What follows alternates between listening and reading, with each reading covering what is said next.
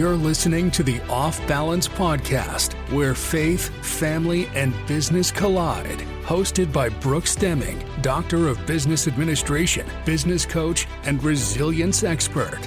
Each episode features real-life conversations to help entrepreneurs like you build resilience and lead with confidence.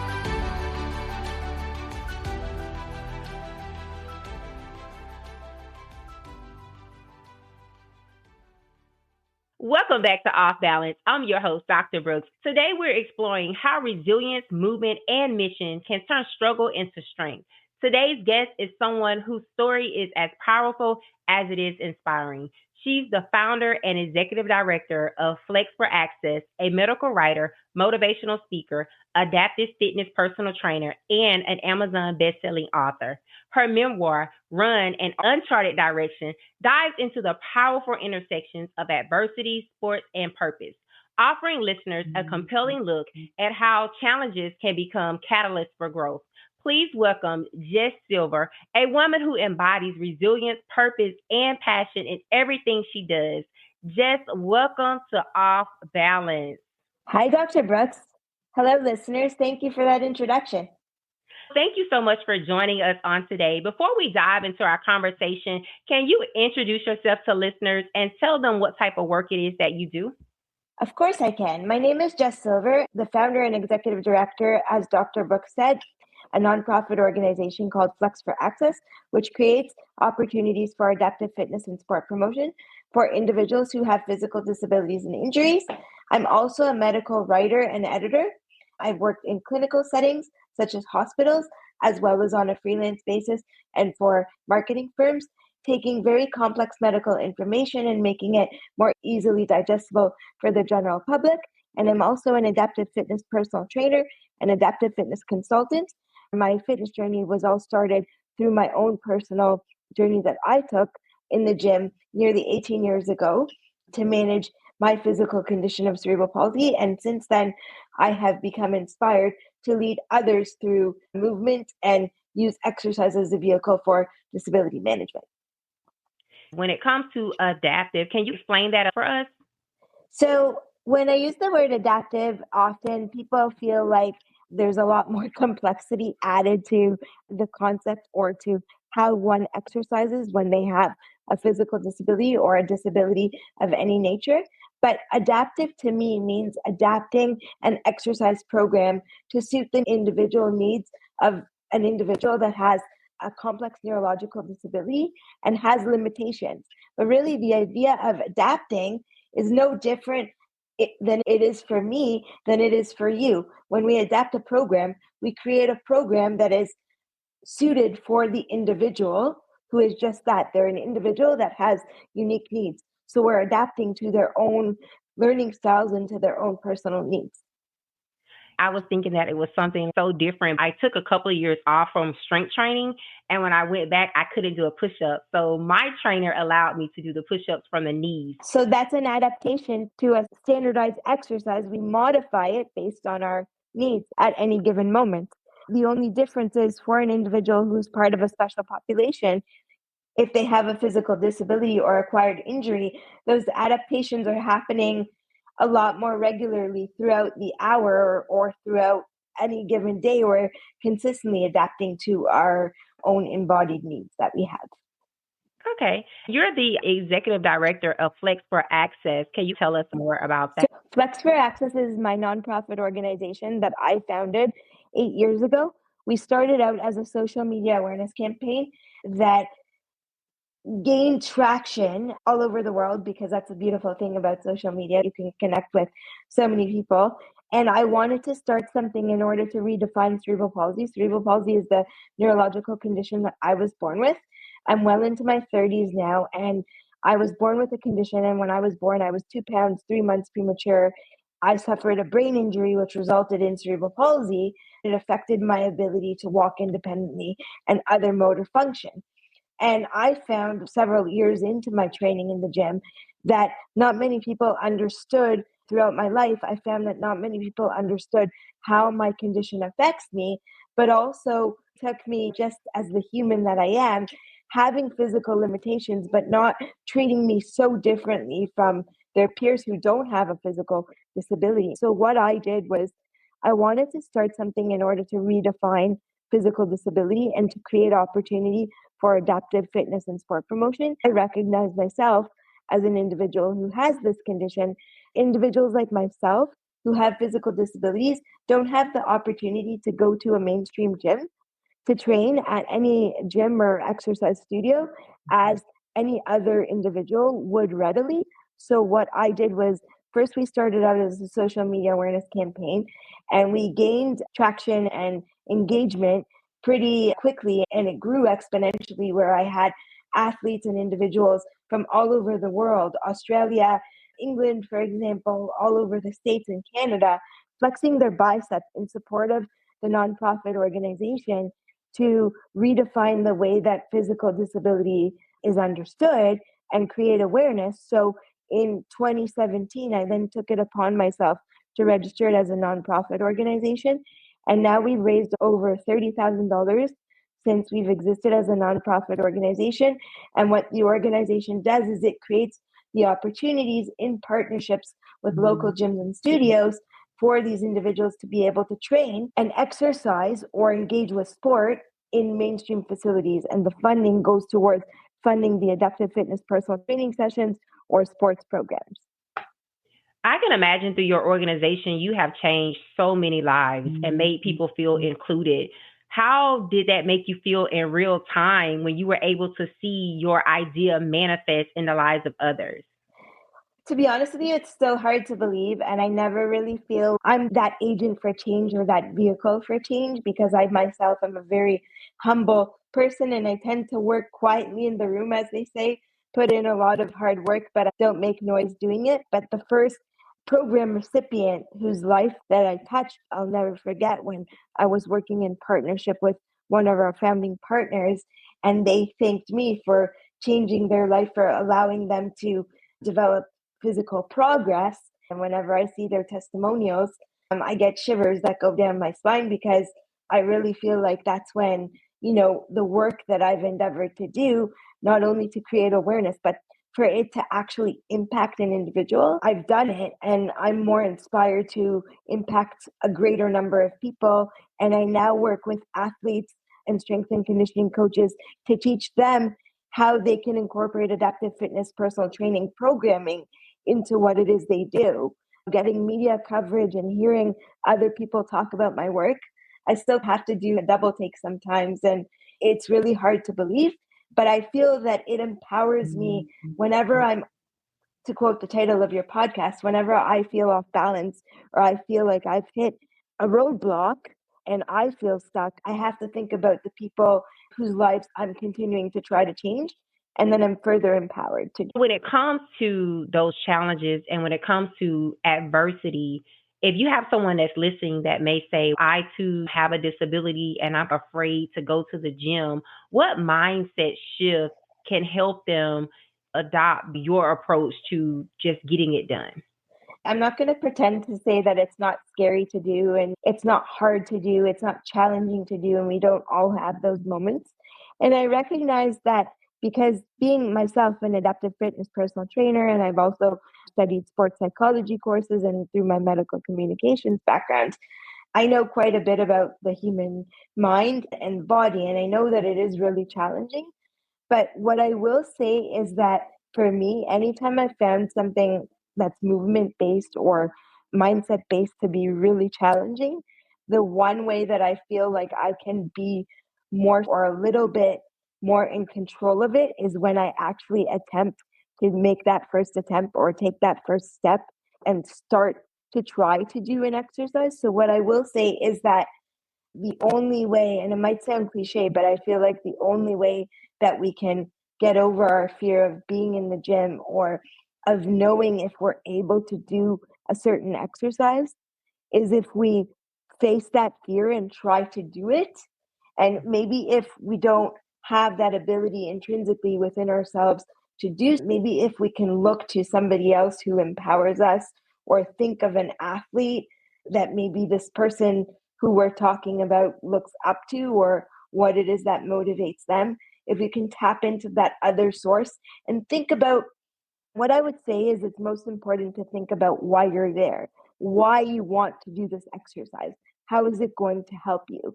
And then slowly break it down into smaller components if you feel very overwhelmed about doing the whole thing and how am I going to do this perfectly? Because I know that's when imposter syndrome kicks in and we're all like, oh, I want to do this perfectly and I need my form to be top form. The reality is that none of us have to have top form until we do the exercise for hours and years. So I think the one way to get started is by thinking about why you're doing it or what it is you want to improve, and then think about someone or something that motivates you and break down the movement slowly in order to be able to do it. Let's build on that. In Run and Uncharted Direction, you discuss adversity and you talk about how it's not just something to overcome, but it's something that you can use to have an edge. Can you share a moment in your journey when that mindset became a reality for you? In preparation for this podcast, and I mean, I always have to think quite a bit about this question when I get asked because I've been fortunate to be well into my 30s now, and there have been lots of moments that have shaped my character and my resilience within me, or I'd like to hope that they've established resilience in me. But one moment in my life or one occurrence in my life that I had to face separately from being diagnosed with cerebral palsy from birth is when I was 12 years old. I was diagnosed with scoliosis, and that's a curvature of the spine, and our spine is the central structure in our body that keeps us alive and keeps us moving straight and balanced and affects other organs in our complex organ systems. And what happened was I was diagnosed with this condition, scoliosis, secondarily to my CP, and that can sometimes be pretty common for people that have CP or have other physical disabilities. And what I found was that it really has further thrown off my physical ability to balance on my own, to sit straight on my own, to stand up straighter, to balance independently, and also to carry out other movement, as well as also to impede me from doing other things that I might want to do. Like, for example, when I was younger, if I ever wanted to go on a roller coaster, for example, I could with assistance, or I used to go horseback riding. And then when I was diagnosed with scoliosis, I could no longer do that. So it really affected my ability to do certain activities, and still to this day does. So what I feel that did for me, aside from really scaring me and throwing me off of my equilibrium or off balance, again, to quote the name of your podcast, is what it did was once I started to tap into what therapies could be done to manage it and how to really understand what this condition is on my part and with my support network. Once I did that, I really realized that this was going to make me even stronger than I am, because on a daily basis, I have to manage physical chronic pain in my back due to scoliosis. It affects your digestion in some ways. It affected my ability to train even at the gym. But what it did for me is it further strengthened the soundness of my mind to be like, no, I am now like a professional athlete. In my book, I reference Kobe Bryant, who was my favorite NBA player and my hero in my life. And I feel that I really, throughout my life, adopted that Mamba mentality of his. And through my scoliosis, I knew that I wasn't going to quit. And I still haven't quit to this day, having the condition and aging with my disability. It's just further empowered me to be even more dedicated to my fitness routine and to everything that I do as an adaptive fitness personal trainer, as a fitness consultant, to now coach others. I think what an injury or an accident or something traumatic does for all of us is it allows us to, if we're capable of it, reevaluate what our journey means to us and find other ways to tap into a new level of strength. And because I'm such a sports fan and into sports psychology, and I really understand it in depth, that allowed me to do. And the title of my memoir, Run an Uncharted Direction, is that, meaning that I'm running on an uncharted path, on an unknown path throughout my life. and the experience that are those of adversity and those unknowns that we encounter and we explore in our life actually define us and redefine us on a daily basis. You mentioned imposter syndrome, and a lot of people talk about that when it comes to being in spaces that they have talked themselves out of. For someone that's listening and they are thinking, Jess, I hear what you're saying, but I just really don't think I can do it. What is that common mistake that people often make when it comes to counting themselves out? It's an interesting question that you ask me, and I get asked this in different ways by different people that I work with, be they parents, be they part of the medical community, be they those who I work with in partnership with Flex for Access. And something that I've been thinking about on a regular basis is this fact of I don't want to say that I stand apart from other people, but I just did mention to you a bit about my life journey and having that love for athletics and sport. Basketball is my favorite sport. I love tennis and soccer too. I really feel that I relate to athletes because of my own personal journey and my passion for sport. I have that. And I've always felt, even if I don't belong in a space, because I've been counted out so many times, told, oh, what are you doing here? You're in a wheelchair. How can you be in a gym or even in school? Like when I was bullied, oh, what are you doing? You're the one who's different. We don't want you here. And I always found, again, to go back to my book, I always found a back door, an alternate path, an alternate track to build on my journey. But what I think happens to people and why they feel like they can't do a certain thing is because I think they buy into that assumption, maybe that society has, or that preconceived notion or definition that society has of them being different, whether it's a racial issue, whether it's a gender issue, whether it's a physical disability issue. They buy into that assumption or preconceived notion or bias and allow it to cloud their perception of themselves. So then they're there and they're going, oh no, I can't be here.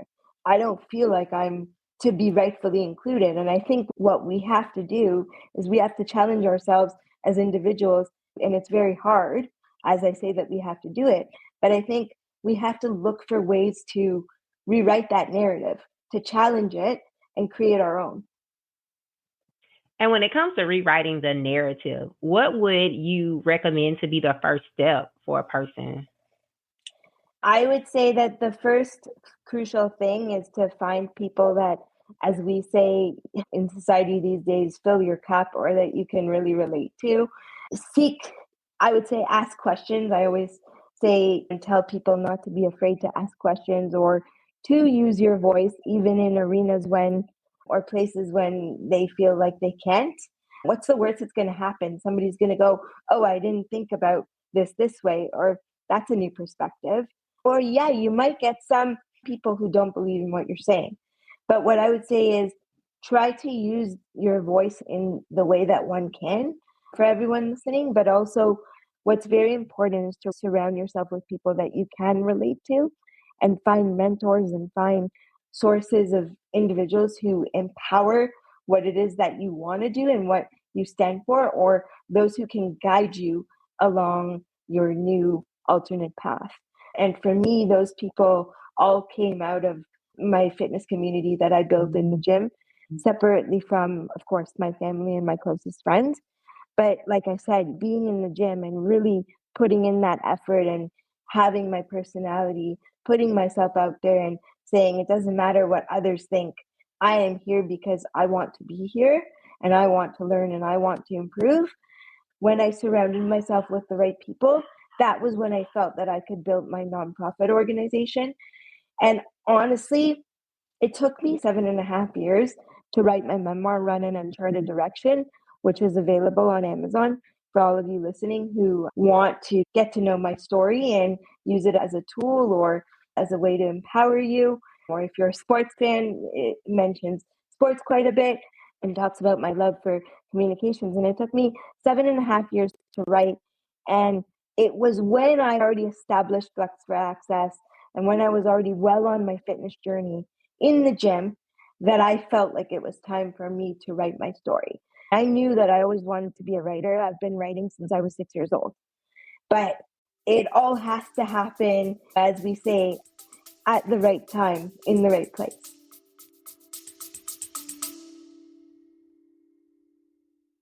Are you tired of pushing forward but still feeling stuck? You've tried motivation, books, and other programs before, but consistency, boundaries, and resilience still feel out of reach. That's exactly why Dr. Brooks created the Rise coaching program. In just 8 weeks, you will walk through a proven framework to help you get rooted in purpose, identify boundaries, strengthen resilience, and execute with consistency. Imagine finally saying no without guilt, bouncing back faster from setbacks, and leading with the confidence you know you were created for. If you're ready to stop spinning your wheels and start building momentum, this is your moment. Visit brooksdeming.com to book your spot in the Rise coaching program today.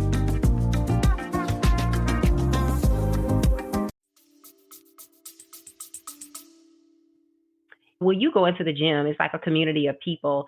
So if you have someone that's listening, what can we do to be more inclusive to people that's coming into the gym that may have a physical disability? What are some strategies or some things that we can do? The first thing I would say is not to overthink it and not to make them feel like they're so different from every other member that's going into the gym, but to realize that individuals who have physical disabilities, whether they're from birth like mine or whether they're acquired later in life, they are the individuals who need movement the most. Don't think of, for those of you who may be listening who are gym owners or managers of gyms, or you manage the front desk of a gym, if you work at the reception, don't think that if the gym is not structurally accessible, that you cannot have individuals who have physical disabilities come into your gym. Think of it as, I see this as an opportunity to make my business better, stronger, to have a stronger ROI, so higher revenue stream, and to open up my doors of my gym, or if you operate a business online, open up my fitness practice or my fitness business to individuals whose lives I can change the most, from an emotional health perspective and a physical health perspective. And challenge yourself to think about how equipment can be used to cater to individuals who have varying needs, who use wheelchairs or crutches, for example. If you don't have specialized adaptive equipment, exercise equipment, challenge yourself to think about how you, if you're a trainer or you work with trainers, can be creative to modify exercises to suit the needs of individuals who have varying mobility. And the first thing you can do, and the most important thing you can do, which I think most of us forget, is have a conversation and ask the person who's walking into your gym that has a disability what it is they need your help with and what it is they want to work on, and build from there. I think asking the questions and talking to the person is very important. When it comes to your nonprofit organization and you are an adaptive personal trainer, do you offer any type of consultant services for gyms or other trainers? Okay. Since the beginning of the pandemic, I've stepped into more of that role where I work more heavily, and I'm looking for more opportunities to work even more as an adaptive fitness consultant. So for those of you who are listening who do work in the fitness space and you're looking to broaden your demographic of who you work with, if you are looking for somebody to work with as a consultant, I would be interested in having the conversation, because I work with municipalities here in Toronto. I work with organizations. I've worked with schools before, and fitness and health professionals, to teach them about programming, but also to look at their space and audit their actual spaces for accessibility considerations from an adaptive equipment perspective. So I'm looking for more of those opportunities. So Dr. Brooks, if you might know of anybody who you'd like to connect me with to continue the conversation and build on work opportunity, or for anybody listening, I can be contacted for everything to do with my nonprofit organization. My email is flexforaccess@gmail.com. I do offer consulting, and the consulting is separate from my nonprofit organization's work, because there is a fee for service for those consulting services. And then what we do with my nonprofit organization, I'm consistently looking for partners who have gyms, who have facilities, who could offer personal training and want to work with or already do work with individuals who are part of special populations. What we do is the funding that's raised by Flex for Access goes towards facilitating the adaptive fitness personal training sessions and funding of sports programs or funding of sessions of sports-based activities to allow individuals who have physical disabilities and acquired injuries to be active in mainstream settings. I would have all of your contact information in the show notes so that people can reach out and allow you to consult them as well as partner with your nonprofit, because I think the work that you're doing is phenomenal. My nephew has muscular dystrophy. And the way that my sister raised him is he has no limits, right? Like he just feels like he can do whatever anyone else can do. And so to meet you as an adult and to see that you have that same perception of yourself as a child, that is beautiful. Because I've also met some adults and they have allowed life to just throw them blows and they have literally bought into those limitations. That's awesome, because now when I work with lots of parents, you work with different individuals, right? And so some parents are like, oh, my child has this disability. And so we have to go to a group class where everybody has this disability and they cannot be integrated fully with individuals who don't have their visible disability. And I wasn't raised that way either. When I was in school, elementary school and high school, I was the only one that had the condition that I had in my classes. And in my memoir, Run an Uncharted Direction, nowhere do you see on the cover this story is about Jess Silver, who has cerebral palsy. You find out later that, yes, I have it. It is a part of who I am. I don't deny that it's a part of who I am. I live with it every day, and I feel like my limitations empower me. But I have not allowed my challenge to stop me in any way, shape, or form. I founded my nonprofit organization. I got a master's in creative writing. I got a postgraduate degree in medical communications, and I got married last year. Like all the things I've done in my life, I have never allowed my challenge or, like you said, other people's perception of me put me in a box and not allow me to move forward. And I think that, to go back to, thank you for sharing the personal kind of anecdote of your nephew having muscular dystrophy and your sister raising him to believe that he can do everything like everybody else. Not to make this sound cliche, but I think that is the best mindset that a parent can have, because we all have limitations, whether they're visible or invisible. So to raise a child who has a disability to believe that they can't do things, how are they supposed to succeed and move forward in life?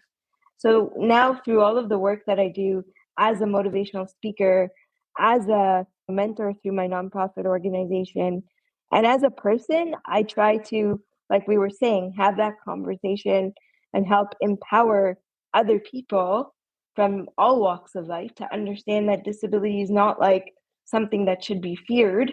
And first of all, it's not like a lot of people, I don't know, have developed this attitude that like somebody has a disability almost, and it's very backwards in a way if you think about it, because we're in 2025 and there's so much conversation around diversity, equity, inclusion, but you're not really seeing individuals included that have physical disabilities everywhere. And so I'm going, that's really backwards. I need to be the individual who opens up these doors for other individuals like myself and for others in society to realize that the perception of limitation or the definition of limitation is actually something that they're maybe projecting onto people that have physical disabilities or other disabilities. Yes, and you mentioned your background, which ties nicely into my next question. You have combined your love for sports, for fitness, and communication into such a unique path, from launching Flex for Access to writing and speaking. How has that blend of passion shaped your understanding of resilience and leadership? Honestly, it's defined it, because I feel like everything I've done in my life has culminated into me being a storyteller, into me being a communicator. Everything that I've done through having that vehicle and through founding my nonprofit organization and working in the medical writing space, it all goes hand in hand. And I feel that I've used one skill set to build on another skill set. And everything that I do, I try to, like I said, empower the different people I work with, or to allow the varying demographics of individuals that my communications work touches to realize that, yes, we are all different, but yes, there is still this one common thread that connects all of us, and we all face adversity. Just mine might be a little more visible than Dr. Brooks's adversity might be. I think if you live long enough, you would definitely face adversity. We have someone that's listening and they may feel like they can't overcome whatever challenge that they have. Can you give them some encouragement on how to move forward? First of all, I'd like to say that I'm always available as a resource through my professional background, but also just as a person, as a resource for anybody who's feeling overwhelmed and who's feeling like their adversity has really got them down. And I'm not the type of person to say that what I'm going through is so much harder than anybody else, because we all have a story, we all have challenges that we face on the day to day, and then we all have circumstances that happen. What I would say is, and again, I don't want any of this to sound cliche because sometimes it can come off as sounding that way, is that when you're going through something really difficult and you feel like your world is closing in and you're losing parts of yourself, and if I can be very transparent, I've actually just been going through adversity right now myself that has me feeling lower than I normally would like to feel. I think it's very important for us all to remind ourselves that we have a unique purpose in our life being placed on this earth.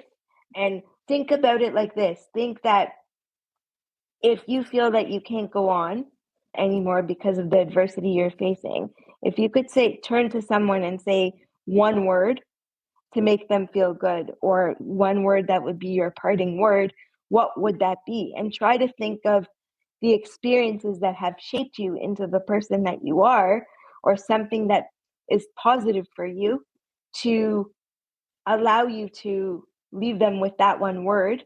And if you're thinking of yourself as that person that you want to leave with that one word, what would it be? That's awesome advice. We talked about your memoir. We talked about you took 7.5 years to write it, but we did not talk about that you are an Amazon bestselling author. That is such an accomplishment. And how did that make you feel when you found out that your story was bestselling? It was very surreal. It still is very surreal. I still cannot believe that I have now 3 books on Amazon, basically 2, but I also now just launched the audiobook version of Run. So I did want to share with all your listeners here that for those of you who may not be readers of the hard copy, paperback copy, or the ebook version, I also just released the audiobook version.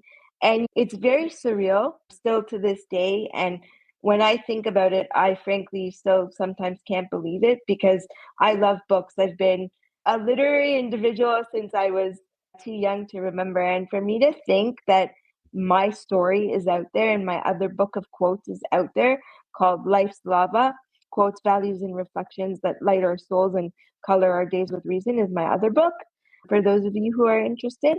And I can share that with you, Dr. Brooks, later, so that you can put it in the show notes as well.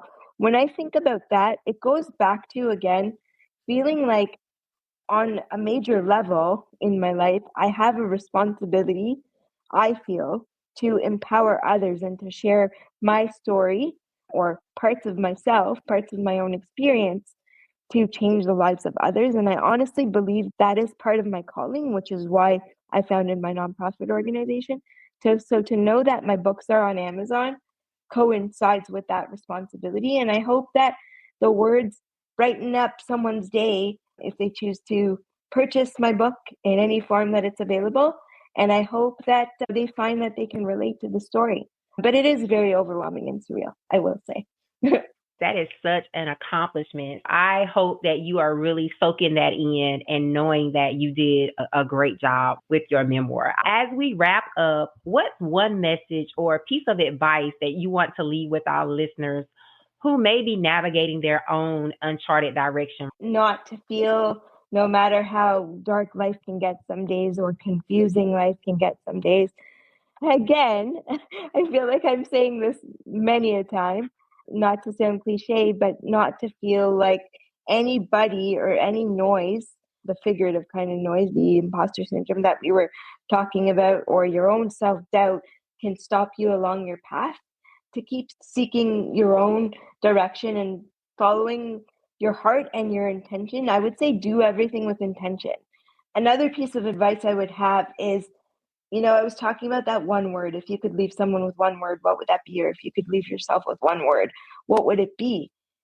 That, but also think about every experience that you are encountering during a day. Think about why you're doing it and how you're doing it.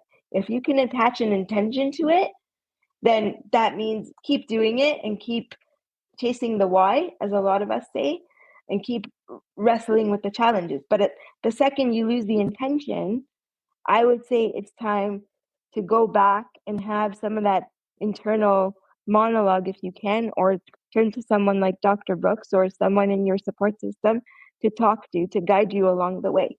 Because I feel like if we lose our intention, if we lose our purpose, then we have nothing to run forward to. But as long as you have intention, keep chasing what it is that you want to, and keep chasing risk, and keep being, what I would also say is, keep allowing adversity to blaze that fire stronger within you. Jess, thank you so much. You have encouraged us all to strap up those laces and to finish our race. And so I will definitely have all of your contact information in the show notes for this episode. And if you want to work with Jess, whether it's consulting or partnering with her nonprofit, I will have her contact information. So again, Jess, thank you so much for being a guest on Off Balance. It has been a pleasure. Thank you for having me. And thank you, everybody, for listening.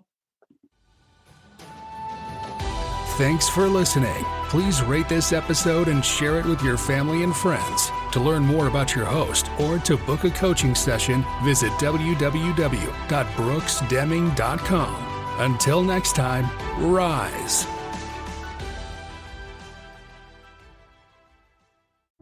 Hi, I'm Tiffany of Tiffany Brown Designs. With over 20 years of creative experience across industries, I create and elevate brands one design at a time through intentional graphic and brand design, polished film and video editing, and creative artistry.